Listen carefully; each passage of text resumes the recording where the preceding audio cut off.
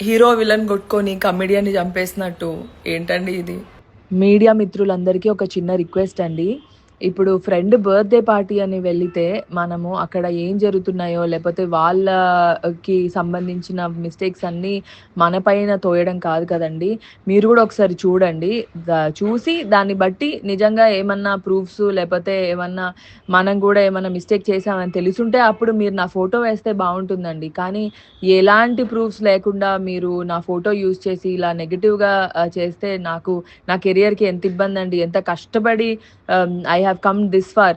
ఇది బర్త్‌డే అంటే ఇప్పుడు మీరు కూడా ఎవరి బర్త్‌డే అన్నా పిలిస్తే మీ ఫ్రెండ్స్ బర్త్‌డే అంటే వెళ్తారు. ఇప్పుడు నా ఫ్రెండ్ అంటే ఎవరో అనుకోని వెళ్ళకుండా కాదు కదా! ఆ అమ్మాయి మంచి షీ ఈస్ గుడ్ నో.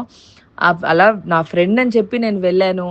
అలా అక్కడ జరిగిన సిట్యుయేషన్స్‌కి నేను బాధితురాలిలాగా ఇప్పుడు నా ఫోటోని మెయిన్‌గా ఇలా ఫోటో పెట్టి మరి చేయడం తప్పండి. మీరు మీ ఫ్రెండ్స్ బర్త్‌డేకి వెళ్తారు గదా! అక్కడ జరిగిన మిస్టేక్స్‌కి మీరు బాధితులయిపోతారండి? అలా కాదు గదా! కొంచెం మీరొకసారి చూసి నా ఫోటోస్ యూజ్ చేయకండి please. It is very bad. నాకు ఆహ్, ఇబ్బందవుతదండి. Please. Thank you. Hero villain కొట్టుకొని కమెడియన్ని చంపేసినట్టు ఏంటండి ఇది?